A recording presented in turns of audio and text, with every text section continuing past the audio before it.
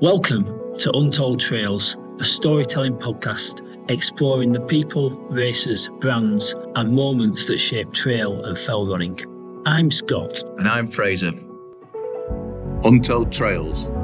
Stories from the trails. Past, present, and what comes next. Is the Yorkshire Three Peaks the most iconic race in Britain? It's a big claim, but the more we looked into it, the history, the people, and how the race actually plays out, the harder it is to argue against it. In this episode of Untold Trails, we break down what makes the Three Peaks so hard to get right, through the stories, the people, and the races that have shaped it. It's a race that makes you nervous, not just on the start line, the whole week before. You're checking the weather, thinking about shoes, fueling, kit. You kind of know what's coming and what it's going to take if you want a good day. And then you drive in. Pen y Ghent just looms up in front of you. And it looks pretty intimidating. Starts simple, a field, the Pete Bland van, a briefing in the marquee, and then suddenly you're moving.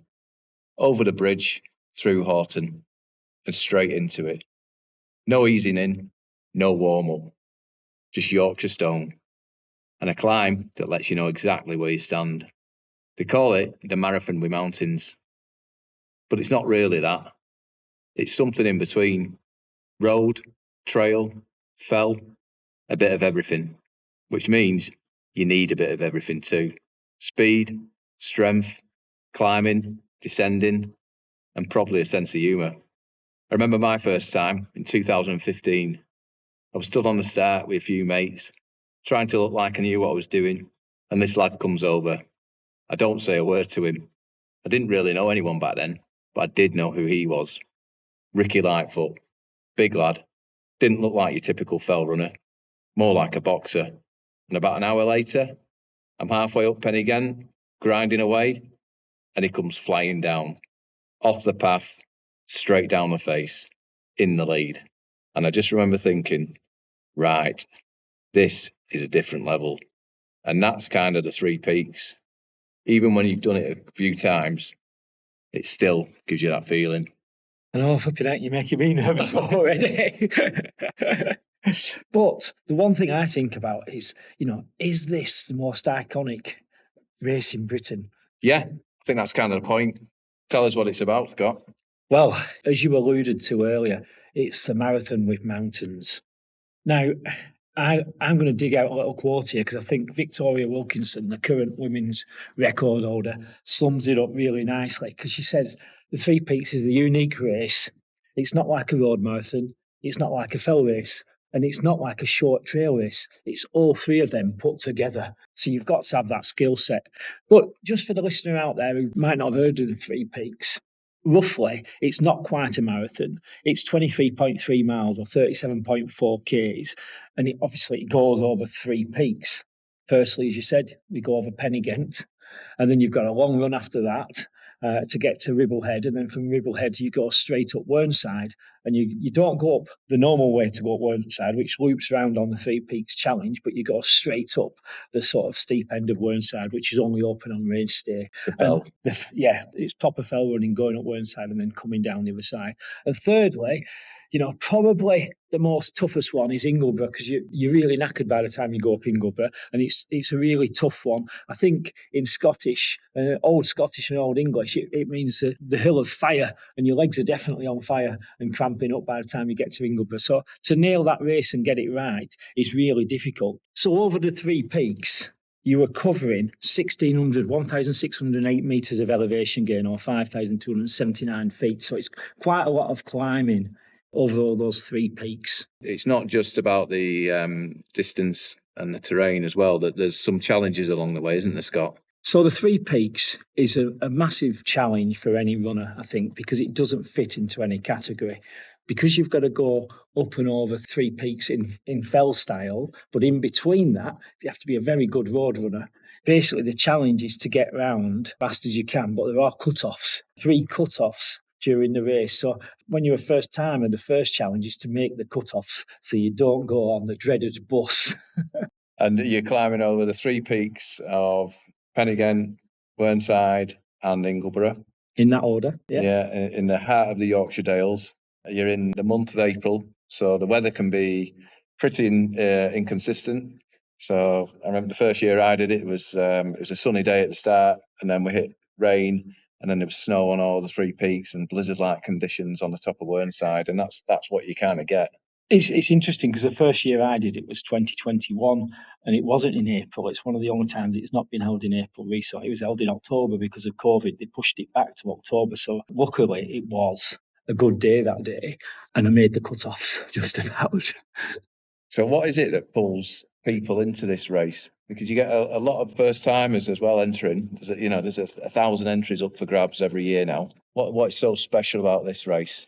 I think in the psyche of British people, a lot of people have heard of the Three Peaks, probably, or the Yorkshire Three Peaks, because they've done the challenge, which is the walking challenge. And the walking challenge, I think 20,000 people roughly do it every year. So across Britain, there's thousands and thousands of people who can relate to doing the Three Peaks challenge. And the Three Peaks challenge, for those that have never heard of it, is basically to walk around the Three Peaks, roughly the same route as the race, but do it within under 12 hours. If you complete that challenge, then you'll definitely get a taste of what it's like. So I think it lives in the psyche of a lot of British people. So when you come to think of the race, then you're thinking, oh my goodness, if the walking challenge is 12 hours and the elites are doing this race in under 3 hours 15 minutes, that's a third of the time of doing the walking challenge. So it really does have a pull that way, and people think, oh well, this must be iconic if you're going to run this race the same as a walking challenge in a third of the time, or a quarter of the time, even if you're an elite, then that is a massive pull, I think. The race has been running for 70 years now, so it's got a lot of history about it as well, hasn't it? I think that word of mouth kind of pulls people in as well. There's also the qualification aspect as well. Yeah, it's interesting, the qualification, because it changed last year on the 70th edition to try and pull more people in.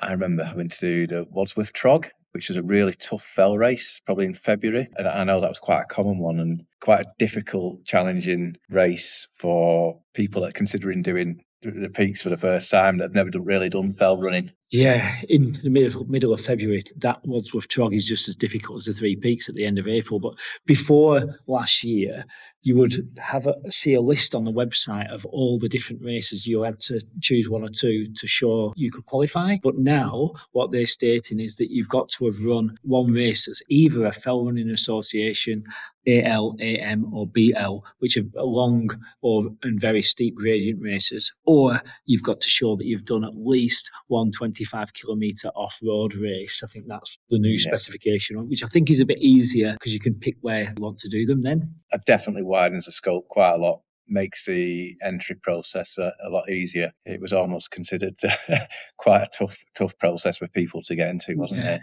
And without checking the numbers, I think that the entries did go up slightly last year as well. Oh, definitely. I think it made a really big difference. They also modernised the relays at that point, didn't they? They sort of brought the relays in for the first time last year, and that was a really quite an innovative kind of addition. Yeah, I think when you look at it as well, it kind of becomes like it's a good entry point and development into that, especially if you're a club runner and you think, right, I need to get a team of 6 running in pairs together. So it's the first experience, so you might pair some of it with experience with someone it's the first time on the peaks, put them together, they'll recce that leg of the race and they'll go on to do the full race eventually. So it's a good intro into the race, and it's the second year this year. Leg one, they start with the main field. Yeah, it's about 20k. Yeah, the first leg. It's good, a long good leg. run. Yeah, takes you to Ribblehead, more or less. Lots of speed and lots of stamina. Think you're a good fell runner on leg 2. He's going to go up Whernside. Generally, good fell runners for leg 2. Get to Hill Inn, and then you've got the stretch from Hill Inn along the flags to the top of Ingleborough and down. So you want a faster pair on the back leg that can get down that Ingleborough. Yeah, I know this week in our club we had the Pendle Fell race, which is a bit like leg 2. So we had a bit of a run off between a few of us to see who would get into the leg 2 pair. So you can do it like that and find places close to where you live to try and mimic the different legs. And I think just moving on from that, I think it'd be really good to explain to people that haven't done the peaks, why it's such a difficult race, and maybe we just talk through there's different sections and how hard it is along the way. Yeah, I mean, we running down that road, you go over the bridge in Horton, you run down the road, and then you take a sharp left, and then you go onto this rocky path which winds its way up Penny Gent, and it's quite rocky and it's packed full of people. What are you thinking? Well, it's a good climb. It's got some really tough little sections in that little, first climb. Definitely thinking, I've got to pace this. You can see Penny Gent up to your right, and it looks quite high, doesn't it? Yeah, and I think if you're an experienced runner or you know a few people in the race, you'll be picking out people you might want to think, oh, I'll stick with them or I'll hang back a bit because I know they're a bit faster than me. But I remember sort of going up Penny Gent last year and a club mate passed me and I thought, oh, gosh, I need to keep up with him because, I want to beat him. And then I kept up with him. I kept him in my sight and then I passed him, I think, going up Whernside later on. Yeah, and I think as you get going up Penny Gent, you get to the second kind of section of the proper climb, don't you, where you're going up almost like the face, but you're running up the side of it, up again a track. And it ramps up there, doesn't it, a bit? Quite steep. Yeah. It's still quite runnable, but tough running. And that's where they put in the loop as well. So that's where you start a loop, so you don't necessarily come back. It's not almost out and back. So you loop around onto the top. And I think it's at the top of there is it's your first kind of, how do I feel? Yeah. How fast have I got up here? And then, like I say, you turn and you loop round and basically run down Penny Gent and start the long section to Ribble Head. And I think when you get to the top of there as well, the person who gets there the first isn't always the person who wins the race, because I think they have a separate prize for the fastest person up to the top of Penny Gent on that first bit. So there's a lot of people hair off right up there. But I remember last year, a few years ago now, I think I slipped coming off there. So it was about shoe choice, and I put some really light, not too grippy shoes on that year. You hit a grassy bit as you go over the top, and come the first bit of down, I slipped and smashed my arm on the way down. So I'm carrying my arm around for most of the rest of the race. And I put bigger lugs on the next year. Not an ideal start. Yeah.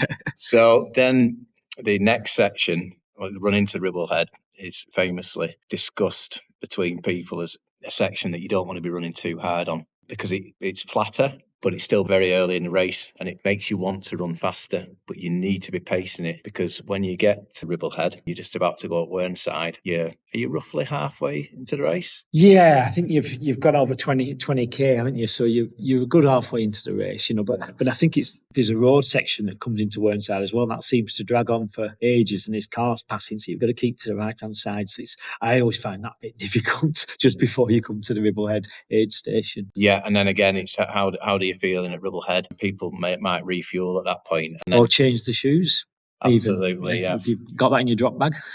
And then people start running towards the Ribble Head viaduct section, which again starts picking up again in terms of the climbing. Yeah. And then you're heading towards the bottom of Whernside. And I think that's a section that can really impact runners in a few ways. And I think for those that are familiar with the walk of the Three Peaks, that's a section you're not allowed to do on the walk. So you can't recce this section because you cut across some really boggy trod, and it's you're sinking in a little bit, and then you've got the steep climb up, haven't you? But that's out of bounds. It's a farmer's field that's only open on the day. And to access the steep climb up the face of Whernside, you have to go through a river at the bottom and then a really boggy section. I'll go all the way up, really, the bottom of Whernside. Very steep, hands on knees stuff, feet dropping in. Wet feet as well. So no matter what the year is, you're going to have wet feet when you go Whernside because you've been through that stream at the bottom there.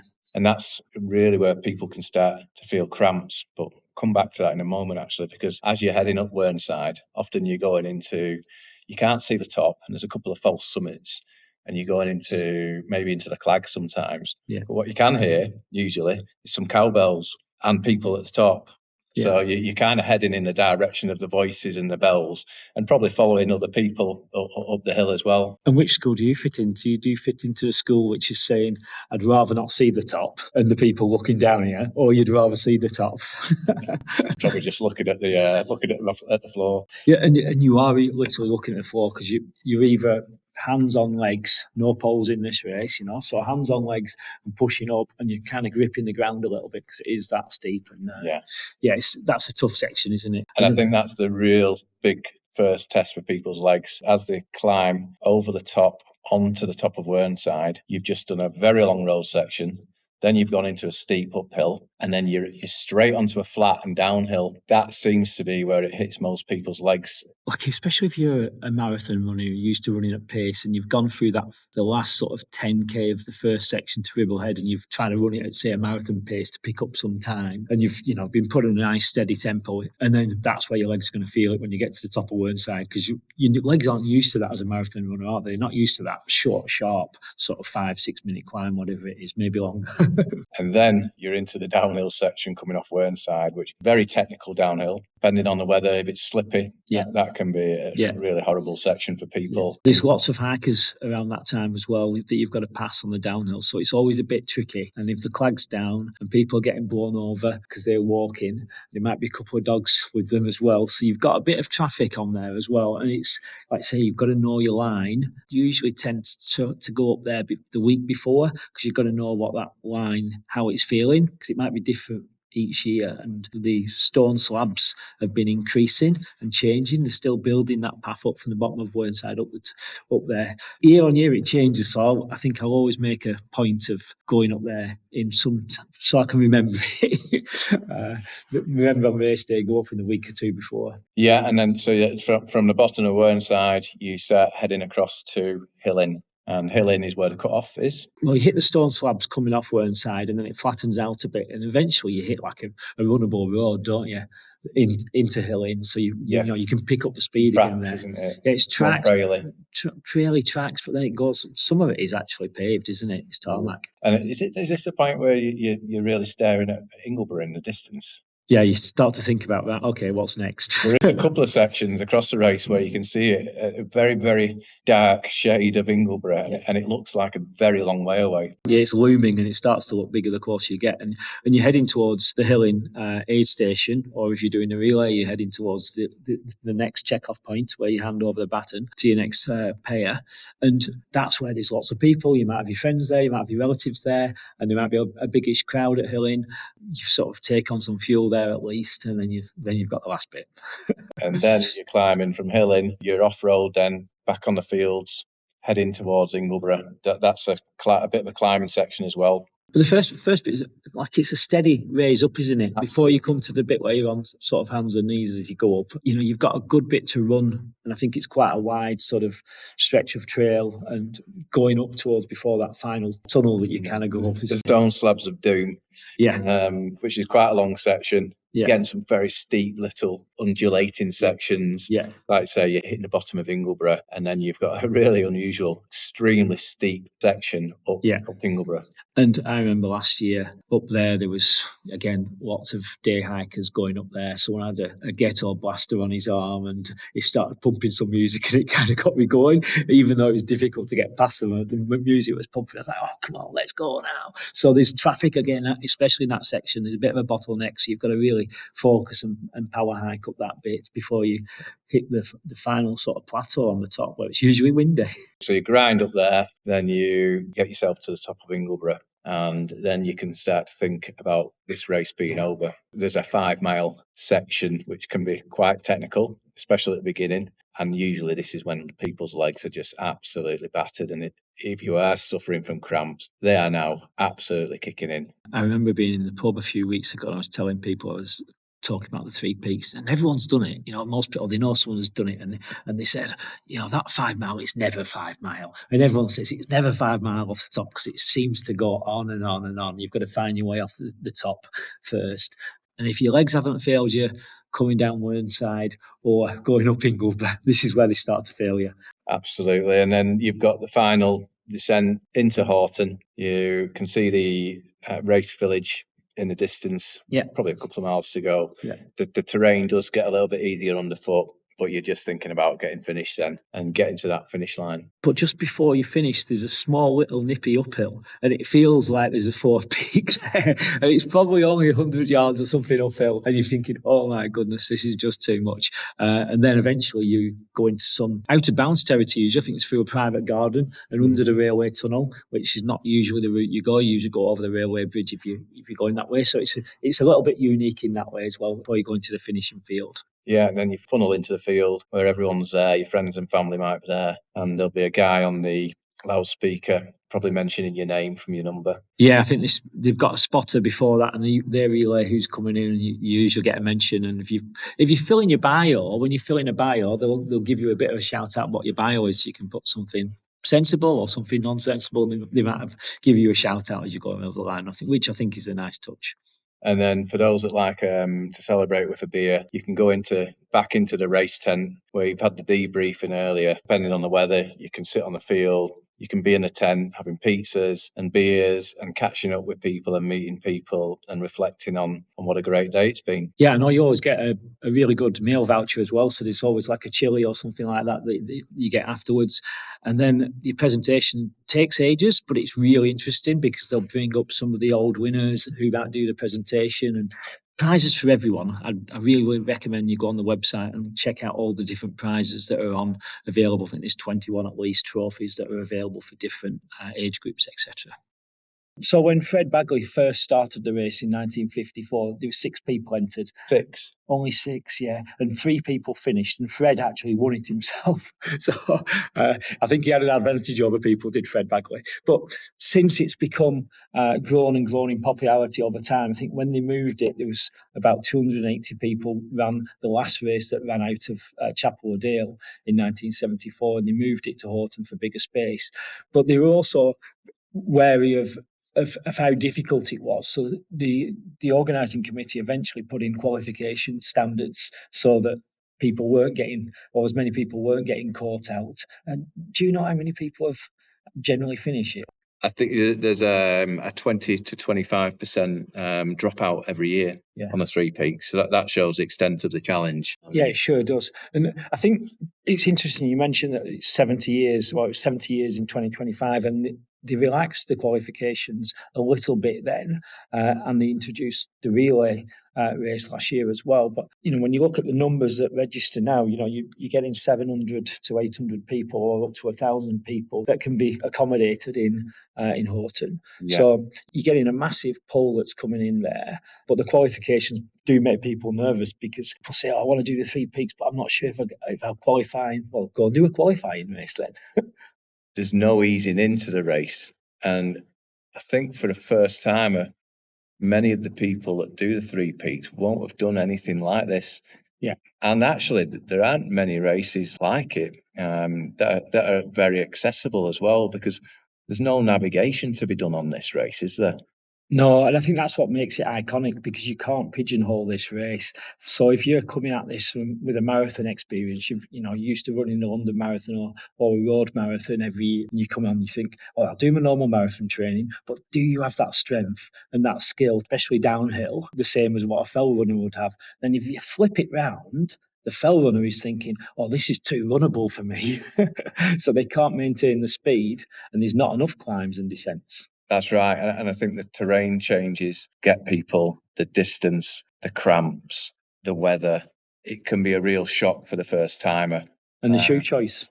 And the shoe choices. The shoe choices. There isn't a shoe choice, is there? Because there isn't one that exists that is built for the 3 peaks, really. Unless you change. Some people do put in the drop bag, and they put shoes in the drop bag at Ribblehead, and they change your shoes there. Yeah, I've got to be honest, it's something I considered on my first time, but when I got to Ribblehead, it's just so far out of your mind what shoes you've got on. I think we need to do a separate podcast on the shoes, don't we? Absolutely. It's a harder race than people expect, that's for sure. And just going back to the experience of the start line, just you've been a first timer on there. What does it feel like on the day, and how is it different from other races that you've entered? There's some similarities and there's some big differences, but I think firstly you see the Woolly Hat stall and the Peak Bland stall, and you kind of feel a bit at home with that because you're used to seeing that at other fell races.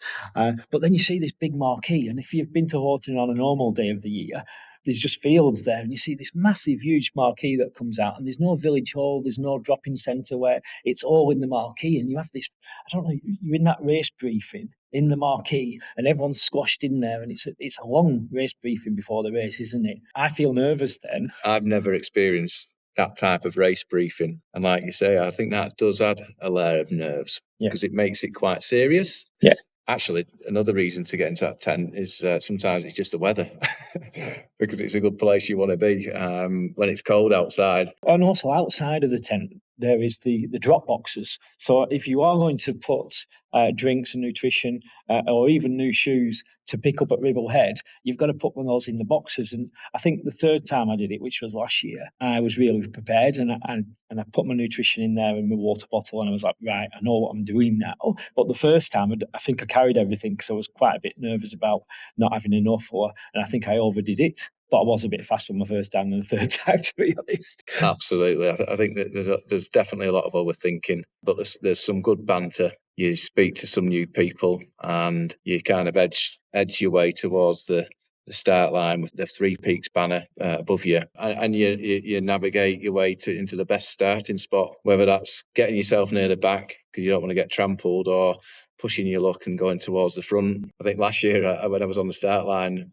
Alistair Brownlee wanders over, stood next to me. A few minutes later, I'm having a little chat with him and asking him how his prep's gone. What did he say? We actually said not very good because he'd just been on a stag do to Spain, but he didn't do any harm because I think he was leading going up Penny again. But he put in a massive performance that day. But I think it is that banter. I think that's where you meet people and you're kind of trying to find, where do I belong on that start line? Do I belong in the first 5 or 6 rows, or do I go back a little bit? And it's a very fast start on the road as well, isn't it? Yeah, and I think that's the kind of beauty of the sport we're in. You know, you do get to mix it with the elites of the field on the start line, and that's one of the nice experiences. But we're at that point now where you just want to get started. And I think to mix it, like as you said, mix it with Olympians, and we can talk about more Olympians later on in the podcast because Alistair's not the only Olympian to be on that start line. But I think it's the nerves is kicking in there, isn't it? And but also the iconic moment of being in that sport and mixing with so many talented runners, and then also so many first timers as well. I don't know what percentage is of the field every year that's first timers. It's a real community feeling, isn't it, when you're there? It is, yeah. Once you're hurtling down the road towards the first climb up Pennygent, you get past the romance of the race. You certainly do. It's not what you expect, is it? It's not just about a climb. Definitely more than that. Yeah, and remember we spoke to John Calvert about something similar to this, didn't we? And just for the listener out there, John won the race twice in the 1970s, battling with the legend Jeff Norman and his club mate Harry Walker. What was it that John was saying? Well, it's fantastic to speak to John.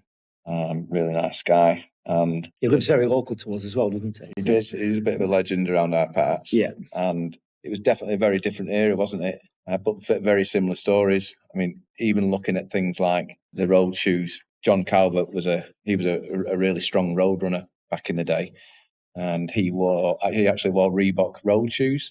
His first time he won the peaks. He couldn't wear studs. He said he couldn't get the grip or the feel.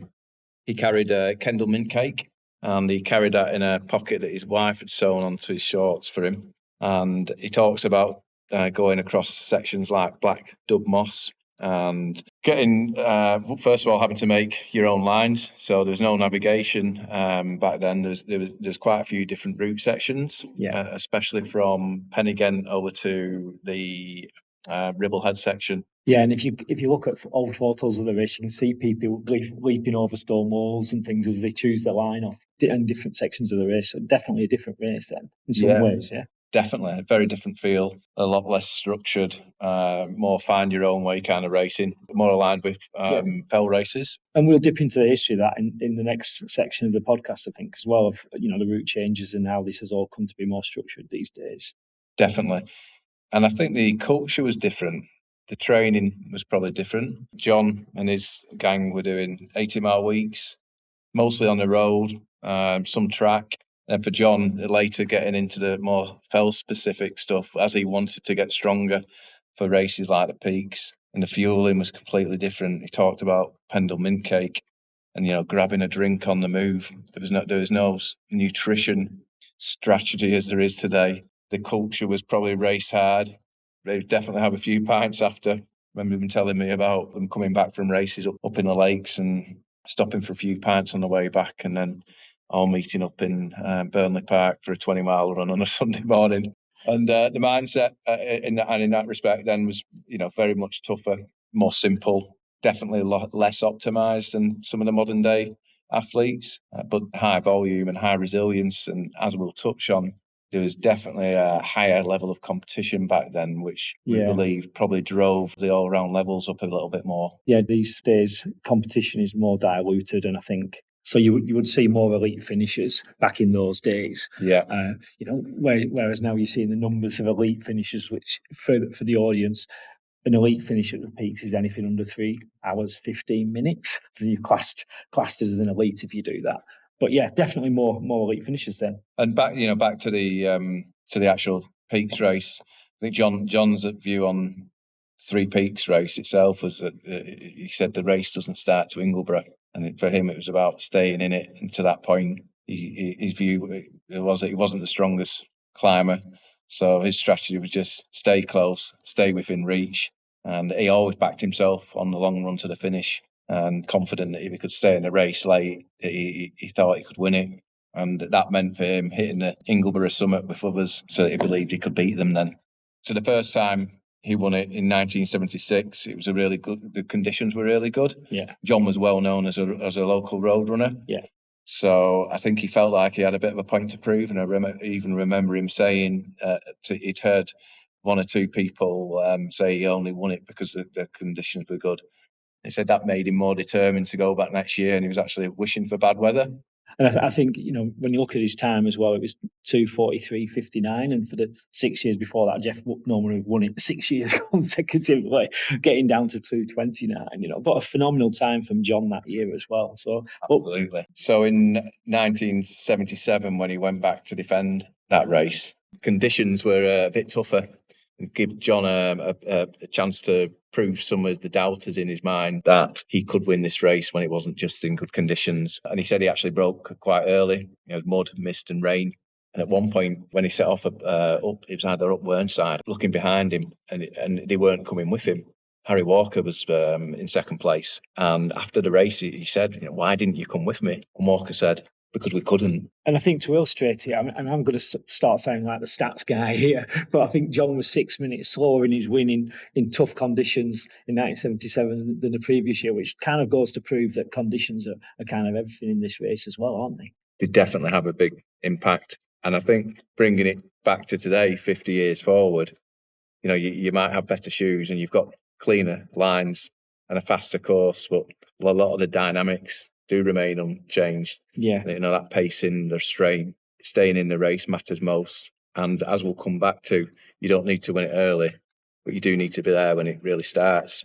Yeah, and I think it's interesting, we've talked to Brennan Townsend about this as well, bringing it forward 50 years from John's experience in the 70s to Brennan's experience. And just for the audience again, I mean, Brennan, similar to John, won the race twice in the more modern era. And so tell us what was Brennan saying about his experience? I think the way Brennan thinks about the race is it's a great early season race. You're coming out of winter.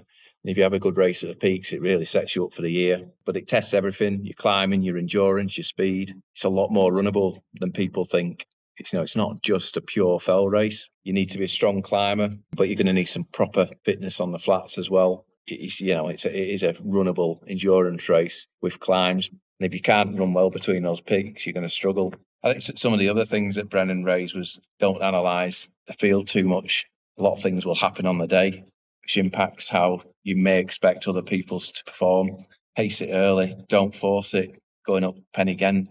Focus on your rhythm, not racing too early. The tone that kept coming through with Brennan is keep it measured, keep it controlled. Similar to John, really. Yeah, and I think, again, it's all about get to Ingleborough. That's where it starts. It's a battle of attrition up in Ingleborough. From that summit, there's a long finish to Horton, generally under a lot of fatigue. There's a lot of time that can be made up there. And actually, when Brennan talks about his favourite memories from the race, they both come late. He remembers taking the lead going up Ingleborough. First time against Ricky Lightfoot, and then again against Billy Cartwright, and then just holding on, trying not to get caught on that long run back to Horton. Ingleborough definitely is the hill of fire, isn't it? And you're sort of feeling it in your legs. But I mean, it's an interesting contrast as well between the modern era and the 70s. it's such a busy life, and we think so much more in this modern day and age. And I think it was a much more simpler time then. You're like, right, you get out there, you get it done, you don't overthink it. You've got less questions in your head. I think that's my perception of that period. I mean, I was born around the time that John won the first race, so yeah, it's interesting. So I actually spoke to Harry Walker recently, and he was one of the best fell runners of that era. And I asked him what he remembered about those years when John was winning. And he said, well, it wasn't my finest hour, of course, but John was a friend and I was happy for him. We were both products of Stan Bradshaw, probably the last ones he really trained. So I was happy for Stan as well. He'd have been proud to see us both win. And I think that sums up the era really well. The rivalry was there, but so was the respect.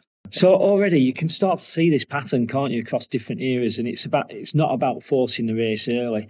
And you can also see that in last year's women's race as well, which Nicola Jackson won. And we spoke to Nicola Jackson after the race last year as well. And what was she saying about her experience of winning the race last year? Well, I think it was a brilliant race for the women last year. The top 3 or 4 really battled it out, didn't they? Well, I was way behind in that race, so I didn't get to see it. But I think you had a first-hand experience of seeing that, didn't you? Well, I did actually. And I went out of Horton onto the road. Felt very easy, like it does at the beginning. And it's quite easy. Quite a few people ahead of me, and I'm probably pushing up. And I see Victoria Wilkinson just a couple of spots ahead of me as I was kind of moving past. And I just thought, if there's anybody that knows how to run this race, it's probably Victoria Wilkinson. So I just thought I'm going to stick with her for a bit, and I did that and followed her up to about 3/4 of the way up Pennygent. And she was just, taking it what felt like a relatively easy pace, pacing it very well near the front. But I think Nicola Jackson, who eventually won that race, was leading going up Pennygent. She said she didn't feel great on the first climb, and she skipped a bottle pickup as well early in the race. And by the time she got to Whernside, she was actually still in the lead, but feeling like she's going backwards. And the pacing plan had gone way out the window. And I'd actually been running with one of the other girls, I think Emma McClayton, at that point, as we got onto the bottom of Whernside.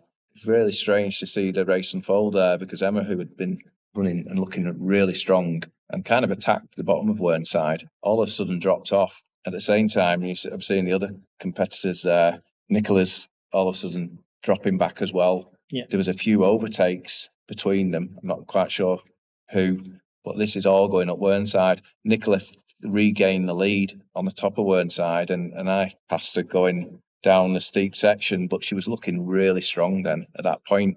I believe then going up Ingleborough, she fell apart a little bit going up there. Who did, Nicola? Nicola. Right. At this point, she was being challenged by Victoria Wilkinson and the Innovate French athlete, Laura Elroy, that came across, and they overtook her going up Ingleborough. So Nicola's mindset then was just stay in it, hang on, and she actually regained the lead again with about 1.5 miles to go. She didn't think she'd catch him, but she didn't panic, and she stayed in the race. She gradually rebuilt and caught up with him as well. So it just backs everything up that we've been saying. And I think my 2 takeaways so far is, like, 1, hang in there, and 2, Fraser needs to take a DJI camera with him next time to film all this, because it sounds like it was an amazing race. Yeah, I think there was seconds between them in the end. Yeah, it was a sprint finish that close. But it just proves the race isn't won early. It's generally won late. Ingleborough is the launch point, not the finish.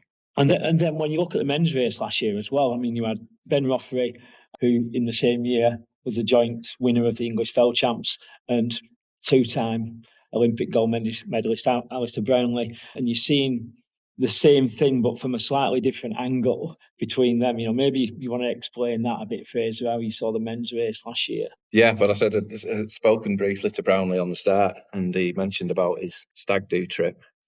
But he didn't seem to do any harm, and he attacked at the beginning of the race. I think he was leading at the beginning up Pennygent with Chris Holsworth, and I believe he was leading at Rubblehead as well. And he was 30 seconds up, heading up Whernside and looking strong. But he was actually eventually beaten by Ben Rothery. Ben's a very talented English fell runner. Yeah, Ilkley Harriers, very good downhill. Rothery broke the race open on Whernside, using all his technical descending to put time into Brownlee. I think Rothery expected Brownlee to pull that back on the runnable section, but he didn't. And from there, it was done. Rothery stayed strong over Ingleborough, and he closed it out on the run back to Houghton. Brownlee just couldn't respond to that. He's not been a fell runner for a long time, and it just shows that the different skills that you need in this race. I actually thought it's quite nice that Ben won that race in a way. We all love Alistair Brownlee, don't we? But it's quite nice to see Ben Rothery, that is top of his game in English fell running, come and actually win using his technical skills on that course. And as we're going to discuss in a section later on in the podcast, I think there's always a bit of a tension between the English champs and the Three Peaks from a timing perspective, and it's part of the reason why you don't get as many competitive fell runs these days running in the Three Peaks. Also, for the audience, there might be a bit of confusion thinking, Alistair Brownlee, he was a triathlete. But I've got here in front of me the 2008 edition of the Fell Runner magazine. There's a little article here where 20-year-old Alistair Brownlee has achieved the Olympic qualifying standard and looks set to compete in Beijing, and they're wishing him luck. And they actually say here, as the Olympics don't have fell running in the programme, Alistair will be competing in his second sport, the triathlon. But so Alistair was a long-standing and still is a member of Bingley Harriers, and was brought up as a fell runner just as much as he was doing his swimming and biking. So I think it's contextually everyone's thinking, oh my God, there's an Olympian on the start line, and he's a triathlete and he's doing amazingly well. But he has a whole history of running on the fells, but obviously not as much recent as Ben has. Yeah, and I think he got a great position in third, didn't he? But I think it proves also that a strong all-round athlete like Brownlee, even though he's not a fell specialist, can come and do really well on this course. And that, again, just goes back to one of the key findings from all this is that it is a very unique race. Yeah. And it blends a lot of your road strength, your trail endurance, and your fell skills. Probably one of the very few races where you can lead halfway and still lose it quite convincingly later on. Yeah, I mean, so if you step back and you take a look at across generations, across different types of athletes, we've mentioned quite a few of them in that just now. Three Peaks isn't just, like I say, a test of strength. It's your judgment and your restraint and what you've got left in the end. And it's just a really mental race, isn't it? I mean, it's like 70 years old.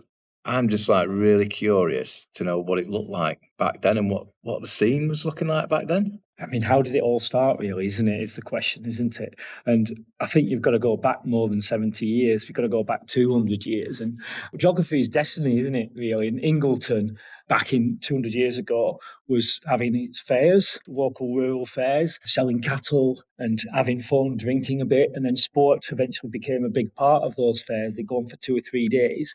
And this happened in the Highlands of Scotland and up in the Lake District and other rural communities. They have their annual fair. And eventually, through the Ingleton Fair, it became the Ingleton Mountain Race, which started in 1934.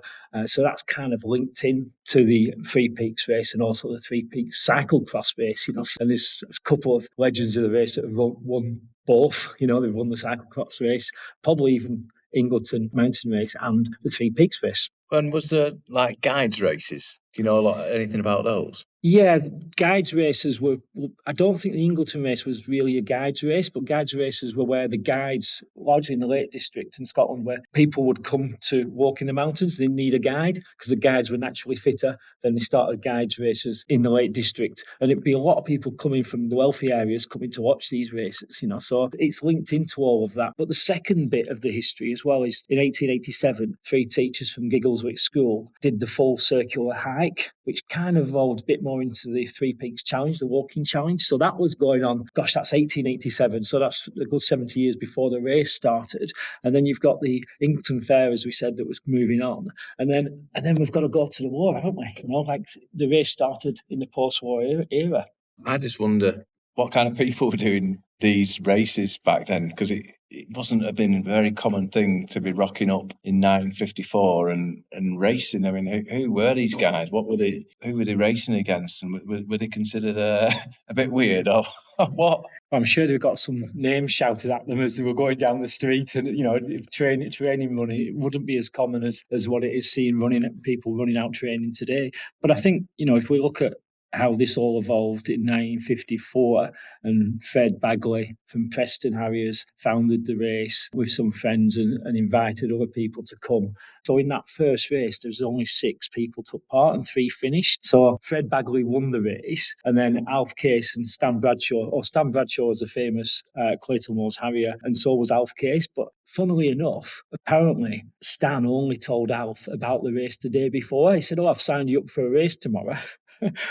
and Stan lived around the Padiham area on the side of Burnley there. So yeah, Alf turned up and he was the 3rd finisher. So there's only those 3. So that was the first race in 1954, 6 people finishing. Sounds like something you do, that. Sign you up for a race. Oh, I have Pendle Fell race tomorrow.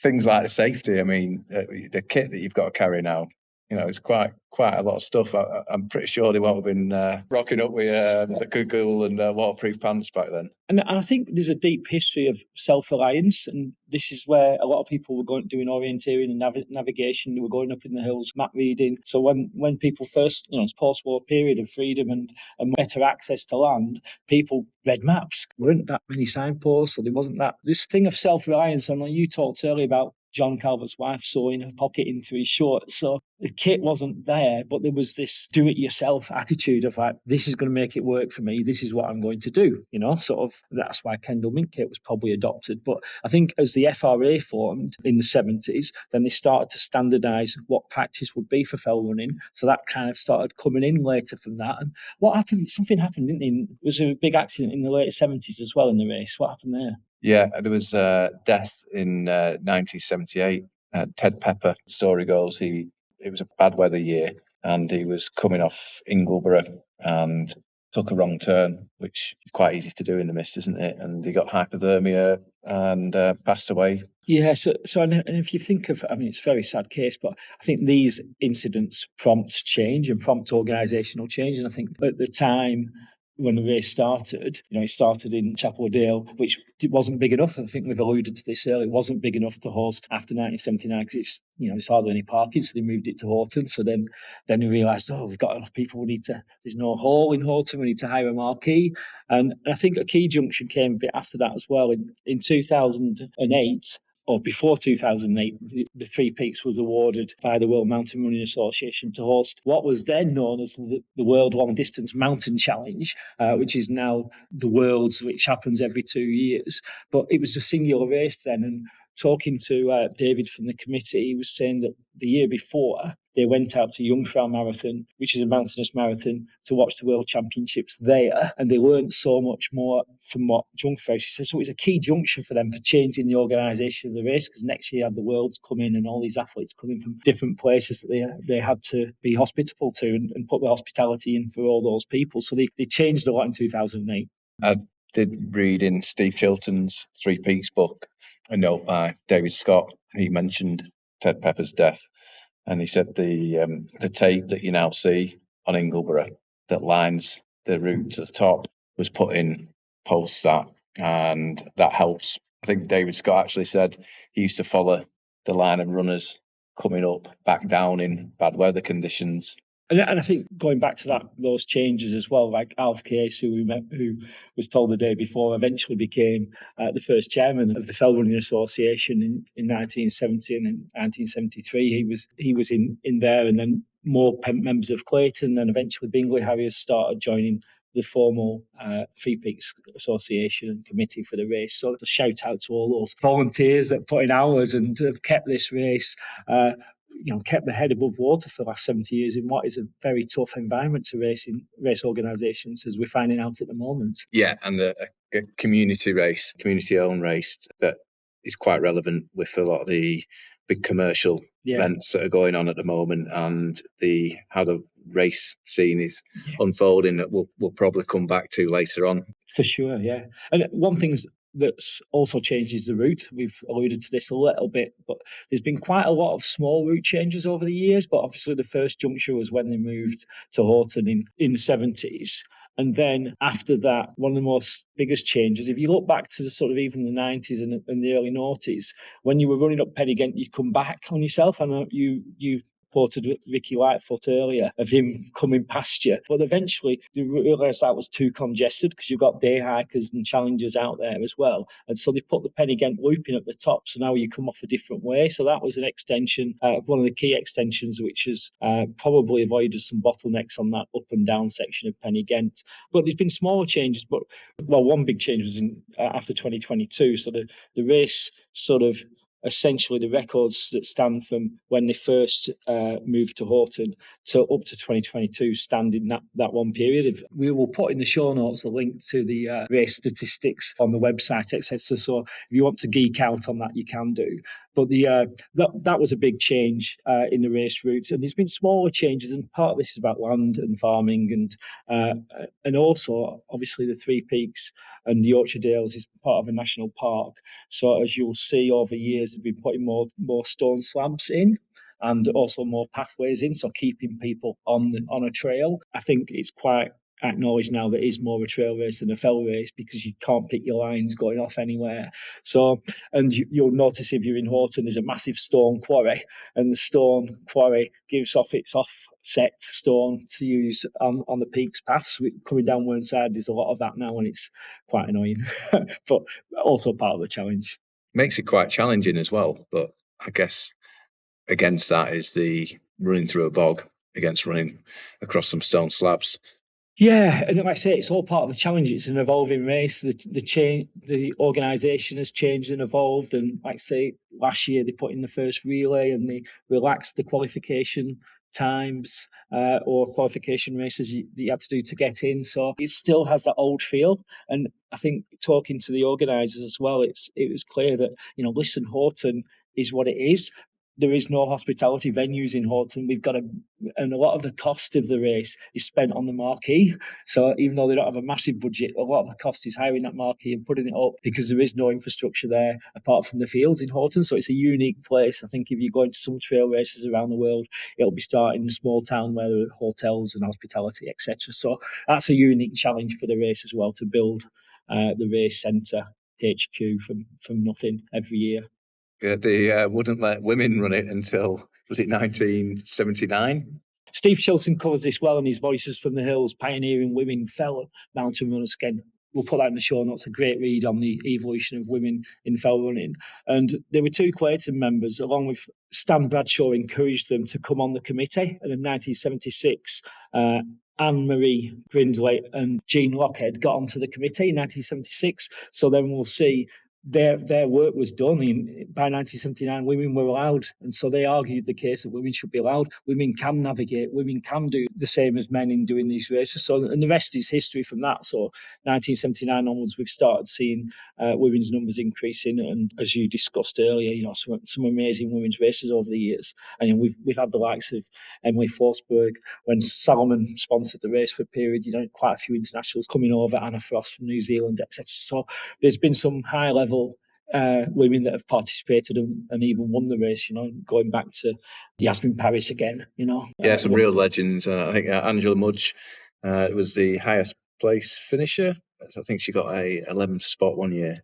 Yeah, overall. It's incredible. Even though I don't think it was actually the fastest woman's time. I mean, obviously Vic Wilkinson's time is legendary, and I think she was 13th that year overall when she ran 3:09, and it was it's quite a competitive field that year, which probably helped her. I think there was quite a lot of elite finishers that year. If you look at the stats, 2017 there was 22 elite finishers that year, and she was 13th out of the overall. So what a legendary run, but no doubt she was probably happy that there was a lot of good men around her sort of pushing her on. And it is a race that has attracted some amazing athletes over the years, right through the decades, isn't it?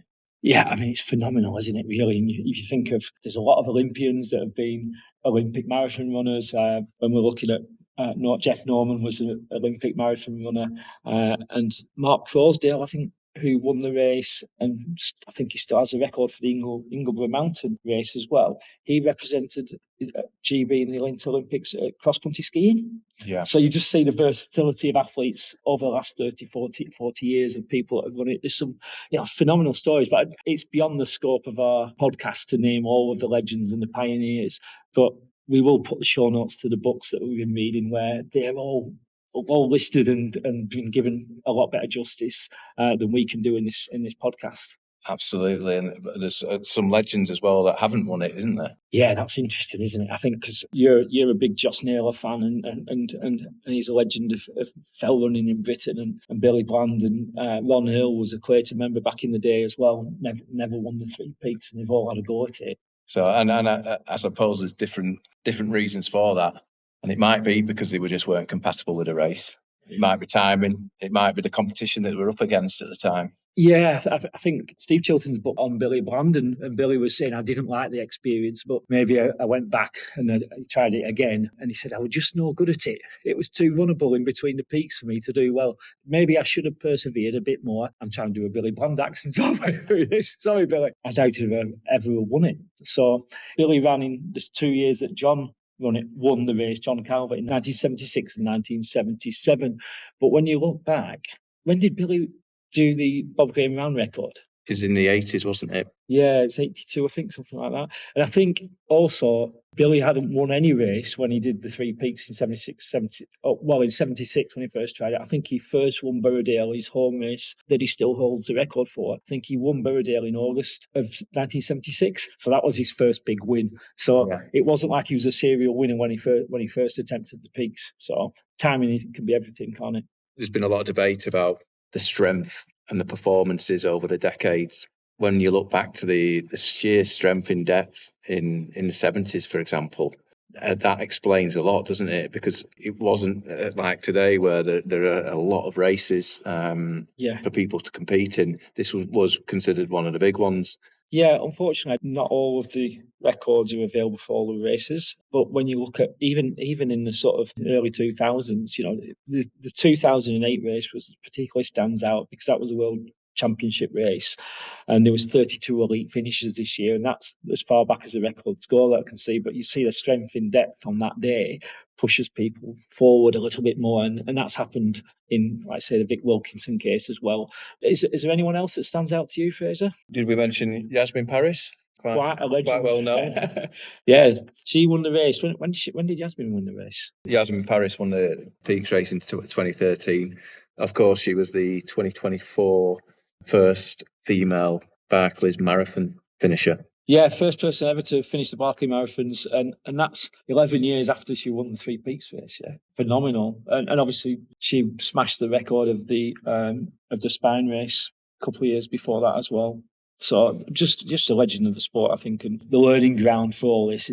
Peaks has been fundamentally part of that as a big race throughout all this era of the 70s, 80s, noughties, and even the teens. Yeah. Yeah, and I think there's a lot of people beyond the elite runners as well, isn't there? There's people have come back and run it year after year. There's the marshals, people that have supported the race over the decades. It's about a lot more than just the people that win it. Yeah, and I think we are going to touch a bit on the David Scott story later on, but I mean the Three Peaks on their website do an amazing page showing how many multiple finishes, and they give a prize if you finish the race 21 times. So it's worth. We'll put that in the show notes, and it's worth looking at all the achievement of all the people that have just keep coming back to this race and keep avoiding the cut-off times and keep getting challenged by different conditions, etc. Yeah, so I think when you step back, it's it's more than just a race. It's almost a community event, and it's something that's really been built over decades. Because running clubs are such a part of that, whether it's Bingley or whether it's Clayton or whether it's Wharfdale Harriers who won the first relay last year, I'm sure in the club banter it's always like, what's your Three Peaks time? It's like, are you having a go at the Peaks this year? It's sort of, I was chatting with a friend this morning, and he's ran the London Marathon for the last 21 years, and for the first time ever he's running the Three Peaks at 58 years old this year. So shout out to Joffa. But it's that sort of allure, I think it's in the mentality or in the mind of runners that you've got to have go at the Three Peaks one day. So when you step back and look at all that, where actually is the Three Peaks now? Because it doesn't really sit comfortably anywhere. I mean, it's such an iconic race, and it's difficult to pin down, isn't it? I think the first question that springs to my mind is, it's that age-old question: is it a fell race, is it a trail race, or something in between? What are you thinking? Part cross country, part fell, part road. Yeah, I mean, it's an interesting one. I think talking to David Weatherhead from the committee last night, I mean, the committee have actually accepted that it's no longer a fell race. I mean, for me, what defines a fell race is the navigational difference between that and a trail race, and it is more of a march trail now. There's no nav involved in the Three Peaks. I think it's more towards a trail race than it is a fell race, but there is some elements that suit fell runners. But as we've seen, there are a lot of elements that suit marathon runners or road runners as well. It is detached, isn't it, from like a classic Lakeland race? Even though it does have all those different aspects, I also wonder it's a race that you have to have a strategy for and pace and learn and know how to run it. I agree. It's definitely not a classic mountain race or a classic fell race in that scheme. There's not enough sort of climbing and descending in that, and this cross country-esque bits in between. But I'd say that's what makes it for me still like an iconic race, because it is so different from everything else, and it does test the boundaries of your usual skill set. I think they've classed it really well, actually, haven't they? The Marathon with Mountains. I mean, it's a really good description. It's good branding, yeah, for sure. Yeah. And it does reflect in many ways what the race actually is. Yeah, I mean, one question we'll probably ask a bit later is, why is there not as many fell runners doing it as maybe there was back in the day? But I think it's somewhere in between. And I think that's what, for me, is the attraction. Could you compare it to a European trail race? Yeah, more like it. It's more like a European trail race, or some of, I mean, it's seeming like a natural route, in the sense of like, those are the three big peaks in that area. Geography is destiny. Those are the three big peaks. Like, why would you not want to climb them, run them all, or walk them all? It's for me, you can't really do much than what you're given. Like the Bob Graham round would seem a natural thing to do in the lakes, because that's what they've been given up there. This is what's natural for this corner of Yorkshire. Certainly, in a race that I've done anyway in Europe, you're not going to get the fell element climbing up Whernside on your hands and knees. You don't race up the Matterhorn, do you? You go around it when you do that race. Yeah, it's a lovely trail, quite steep. You're using poles, but you can't use poles going up the face of Ingleborough. Let's not get into the poles debate. Yeah, but where does it sit today, really? I mean, does it define British fell racing anymore? Obviously, I don't think it does. But where does it sit? Is it a standalone? I think it's almost like the London Marathon. If you're a road runner, yeah, it's almost you've got to do the London Marathon. It's a question that everyone asks you: have you done the London Marathon? When you're having a conversation with the man in the pub, yeah, if you've done the London Marathon, and yeah, I think with the peaks, it's unfortunately that it's the same weekend, isn't it? I know there is some crazy people that do the peaks on a Saturday and the London Marathon on the Sunday. It's a badge of honour. For sure. I think, especially when so many people have done the Three Peaks Challenge, and you can then compare it, say, have you done the challenge? Oh, yeah, I got around in 10.5 hours. Oh, well done. And I've done the race in sub 4 or sub 4.5 or whatever you've done it in. And like, flipping heck, how did you manage that? And I think it goes back into the psyche of, especially in Britain, the psyche of the outdoors world in Britain. Yeah. Really fits in well. But if you were to sit in the fell scene, your badge of honour would be the Bob Graham. Or winning Burradale or something like that. Yeah, winning one of the Lakeland Classic races. The same question, where does the Spine race sit in fell parlance, classic sort of ultra distance. And it's like the Fellsman as well. Obviously, the Fellsman runs at a similar time. And he's a longer distance, 60 odd mile, similar to the peaks, but still more navigation in that. So you'd still say it's a fell race, because there's still navigation in the fells when you still need to nav across those bogs and fields. And there's a different feel to it as well, isn't there? And I suppose that is because it's kind of got grassroots, volunteer, community race. Yeah, I love that. I really like how the sort of committee's evolved and that they've kept it at that. They've not gone for too much commercialisation, but they are willing to move with the times. And I doubt we'll probably see a World Mountain Running Championship there again, like we saw in 2008. But does it really matter? But I think the question is as well is, how do we make the race more competitive in time? How do we attract the creme de la creme to the race, men and women, so we have more elite finishers, and we really have that pushing on. But again, does that really matter as well? I mean, there's 700, 800 people that are doing it. So many good stories of people achieving the first ever peaks or getting round in under 5 hours or whatever your goal is. That's so important. I think signing up for that race with that same sort of nerves that we had when we first did it as well is fantastic to see him overcome that. And I think real credit to the organisers. They really stepped the game up last year, in particular. I think, and they introduced the relay race as well. It just felt like they'd stepped up their social media, the presentation. They modernised it. They changed some of the qualification aspects, and they've sold out for the last 2 years, as far as I'm aware. I'm not sure if it's fully sold out this year, but the race over the years has had problems with its numbers and sustainability. And when you're competing now against some of the big commercial organisations, it's so important that these races that aren't commercially driven, they've got a real place on the race scene. Danny Robson is the Three Peaks social media manager for the last few years, and you've seen that step up.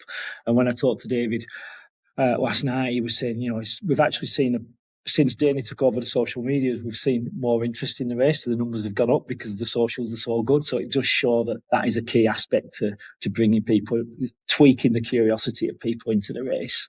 Is there an opportunity to take it further? I mean, does it and could it represent the UK on a European level? Yeah, I mean, the racing calendar is so diluted, and there's so many different competitions. I mean, I don't think it's going to be in the World Championships again as the Three Peaks, but could it be a Golden Trail Series race in the UK, or a World Cup mountain running race, or does it fit into the English Champs long distance racing? So there's all these other racing programs now that are out there.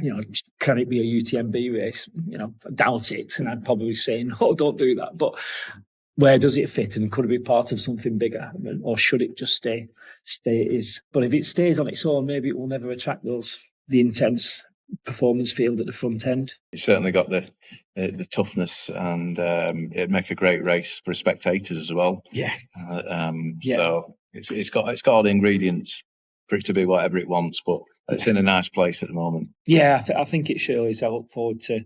I mean, me and you were signed up for this year. I'm signed up for both the relay and the main race. I'm not sure you've got a bit of a niggle at the moment, so it'll be interesting to see watching the race from within this year, see how it all unfolds. The question about commercialisation is an interesting one. It's had a little bit of support over the year. It used to be sponsored by the Daily Mirror. For 20 years, the Daily Mirror. And I mean, one thing that sticks out for me, and some of the older runners will say, that bib that they used to have to wear was so heavy and so annoying, because it was like a massive Daily Mirror bib. But some of the most iconic photos of the race have got the Daily Mirror in the background. I think Fergie, when he did a topple to finish and winning the race, there's a big Daily Mirror sign, and that was a national newspaper. For those that are not from Britain, maybe watching this or listening to this, the Daily Mirror is still a massive newspaper, and they took a punt on the Three Peaks race. So at that stage, it was kind of, I guess, on maybe an equal setting to the London Marathon. The London Marathon only started in the 80s, and it's the same weekend. So, but obviously, road running and commercial interest in road running's peaked massively since then. Yeah, there's a great story actually that kind of sets the scene a little bit for the modern day athlete versus the athlete from the 70s and 80s again. And it was a guy called John Wilde. He was an Olympian athlete. Steeplechaser, I think. Okay. He actually got the course record back in 1982. Yeah. And Daily Mirror were covering it then. There was a full back page picture of John with a pint of beer that had been strategically handed to him by the Daily Mirror photography back in the day. Yeah. And is that a sponsor? Beer sponsor then? I think he was very happy to get the beer regardless. But we were having a beer with Alistair Brownlee after the race last year, weren't we? That's right, yeah. And beer tents afterwards. Apparently the night before, like he did for most races, he went to a local pub in Ingleborough with his wife.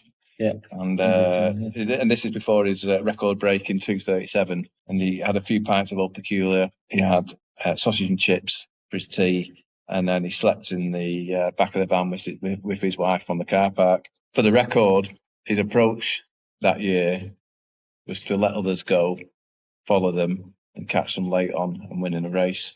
So waiting for that sausage to digest properly into his stomach. And I think when you compare that approach to the obsessiveness almost that you can get from the modern day athletes with the data, the shoes, the recovery, and then you get that relaxed approach from someone that was an incredible athlete who's got a time that can't be questioned even against the modern day athletes. What does that say about the modern day psychology, and are they stronger than the athletes of the past? Yeah, I was laughing at myself and race photos from the other week, and I've got a nose strip on, and you're just going, come on, I think we're overthinking it too much sometimes, and like you say, it'd be great to be in that era where we're not being bombarded with sort of the latest sort of hack for being a better runner. And like you say, I mean, you've been running really well recently. It's just that consistency of doing the training, isn't it? And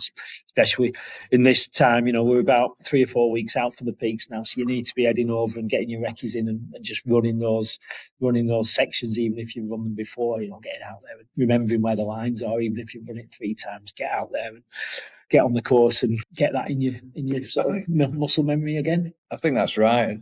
But there's so many contradictions. When reading Steve Chilton's book, there's so many of the winners of the peaks that didn't do any recce's, or turned up and hadn't even run the course. And they go out and win. So everything we have said about it kind of contradicts that knowledge of how you go out and win the race. I mean, Tom Roach in 2023, when it was the Team GB trials for the World Championship in Innsbruck, and Tom Roach won that race in a very competitive field with Finlay Wild, Chris Holdsworth and Dan Connolly and stuff. There were some great runners in that race. Tom lives in Innsbruck, and I think that's why he was pretty keen to, and he came second in the Worlds in Innsbruck, and he smashed that day, and that was the first time he'd ever been to the 3 peaks. He'd not done a recce, not done anything. So you're just going, what? And he's at Vet Forte. So, like I say, massive contradictions in there for how to do it. And I think as we move towards the end, we were just going back to a question that we put to Ben Roffery after his win last year at the 3 peaks. He was the only top 10 runner in the first 2 English champs races to compete at the peaks last year. And, just a question as to why more of the top runners and the fell lads and ladies in the UK didn't enter.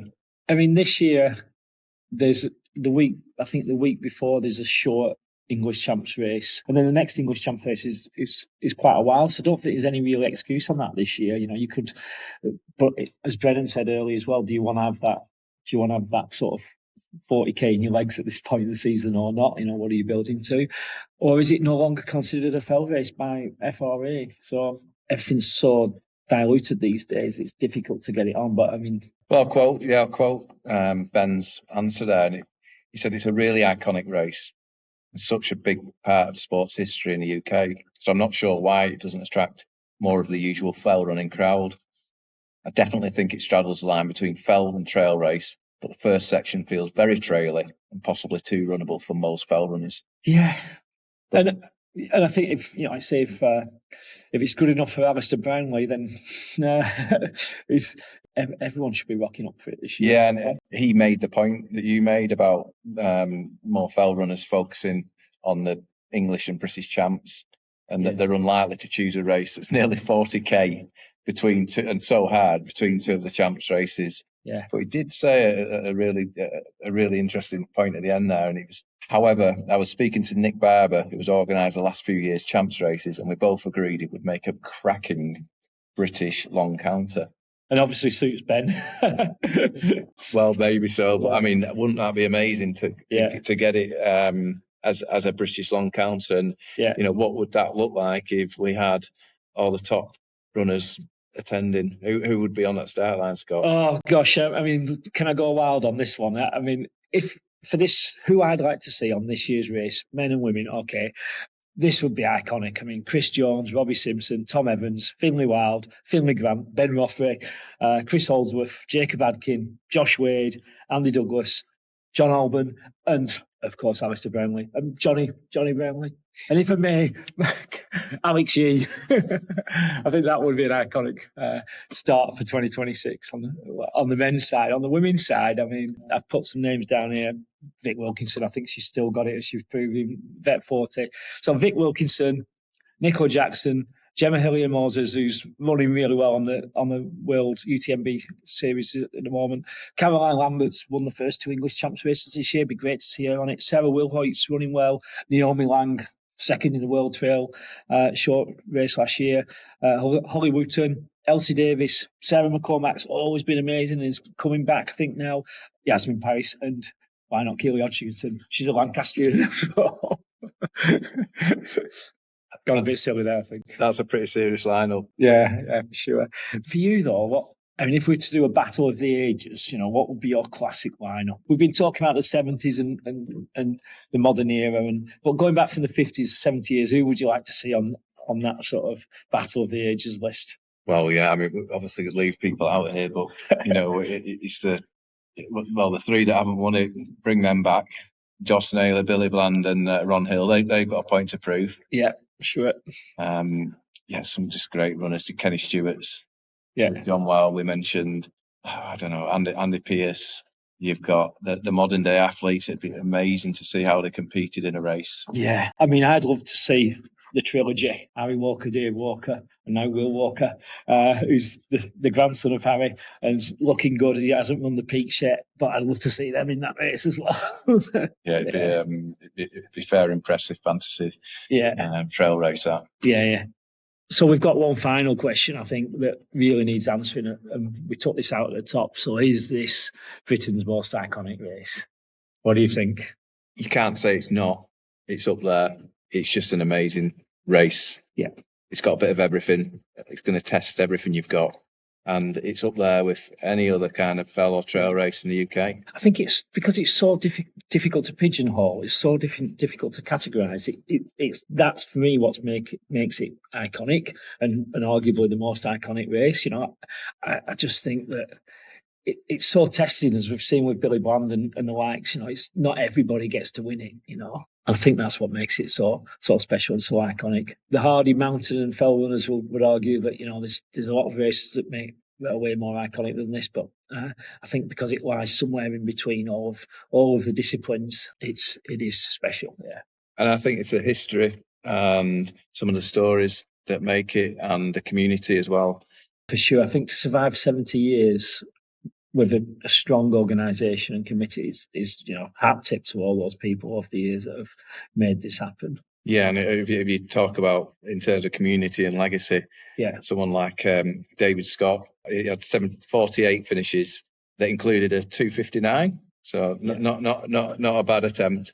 And he always had a word for me at local races. In fact, I remember him stood on the start of my first off-road race, and he's telling me how to do it and how not to do it, and something really simple, but those things stick with you when you're starting out in racing. Yeah, I mean, I went to David's funeral last year, and El Presidente, as we call him, was such a giving person. He gave so much to everything he did and to the people around him. He was so special. So I think to see him recognised, and obviously he gave 50 attempts and completed 48. And when he died, he was training for, I think, his own Vet 70s PB into a local road race. He still had it. And so sad to see him go, but what a legacy he left.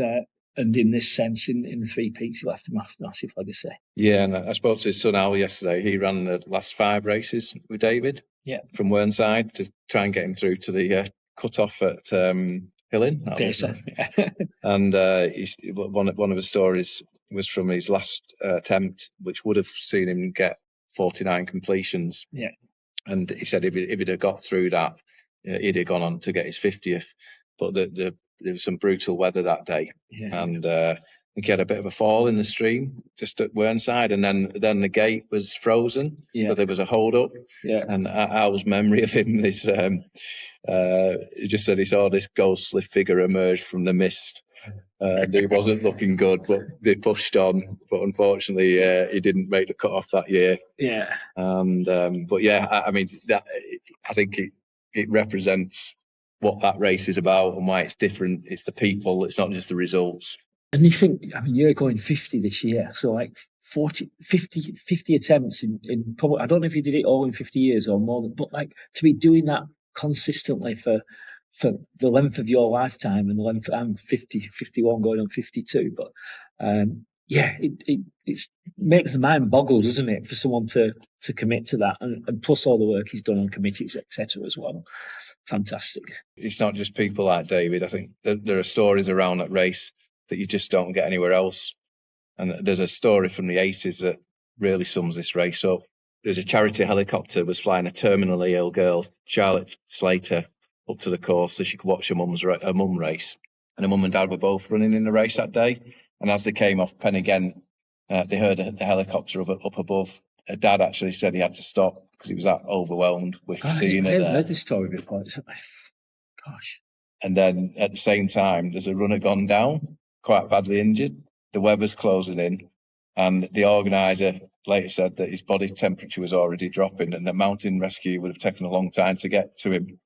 So the same helicopter just happens to be overhead, diverts, lifts him to safety, and that's the Three Peaks. You've got it all happening at once. What a story, yeah.